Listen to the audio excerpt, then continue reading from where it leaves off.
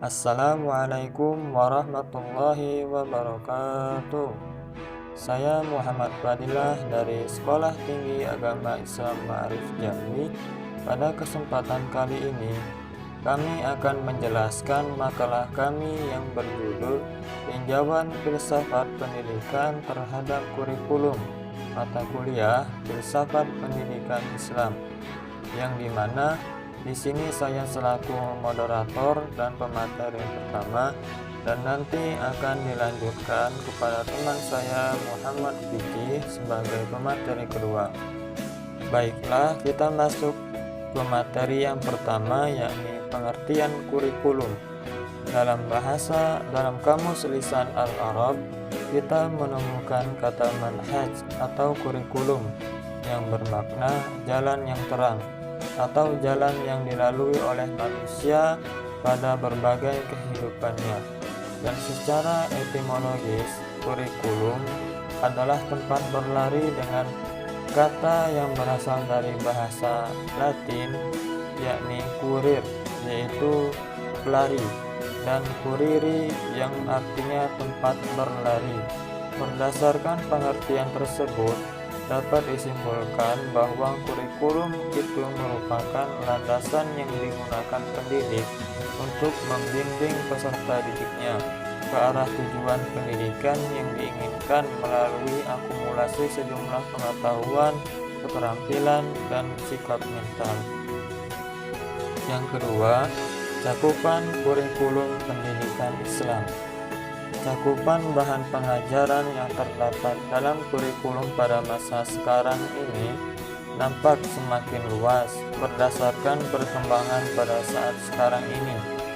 Maka para perancang kurikulum memasukkan cakupan meliputi 4 bagian, yakni yang pertama, bagian yang berkenan dengan tujuan-tujuan yang ingin dicapai oleh proses belajar mengajar. Yang kedua, bagian yang berisi pengetahuan, informasi, data, aktivitas, dan pengalaman-pengalaman yang merupakan bahan bagi penyusunan kurikulum yang isinya berupa mata pelajaran dan silabus. Yang ketiga, bagian berisi metode penyampaian atau cara menyampaikan mata pelajaran tersebut. Dan yang keempat, bagian yang berisi metode penilaian dan pengukuran atas hasil pengajaran tersebut. Dan yang ketiga, asas-asas kurikulum pendidikan Islam. Asas-asas ini memiliki 4 asas. Yang pertama, asas agama, yakni seluruh sistem yang ada dalam masyarakat Islam termasuk sistem pendidikannya harus meletakkan dasar falsafah, tujuan, dan kurikulumnya. Pada ajaran Islam meliputi akidah, ibadah, muamalah, dan hubungan-hubungan yang berlaku dalam masyarakat. Yang kedua, asas falsafah. Dasar falsafah ini merupakan arah tujuan pendidikan Islam dengan dasar filosofis, sehingga suasana kurikulum pendidikan Islam mengandung suatu kebenaran, terutama dari sisi nilai-nilai sebagai pandangan hidup yang diyakini kebenarannya. Yang ketiga, asas psikologis. Asas ini memberi arti bahwa kurikulum pendidikan Islam hendaknya disusun dengan mempertimbangkan tahapan-tahapan pertumbuhan dan perkembangan yang dilalui oleh anak didik. Dan yang keempat, asas sosial. Asas sosial yakni pembentukan kurikulum pendidikan Islam harus mengacu ke arah realisasi individu dalam masyarakat. Dan materi selanjutnya yakni ciri-ciri kurikulum pendidikan Islam.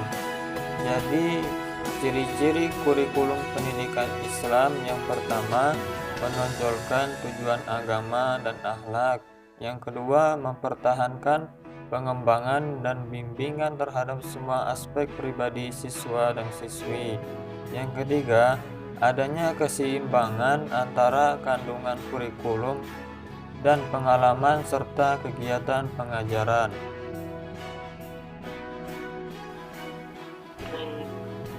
Kriteria kriteria kurikulum pendidikan Islam.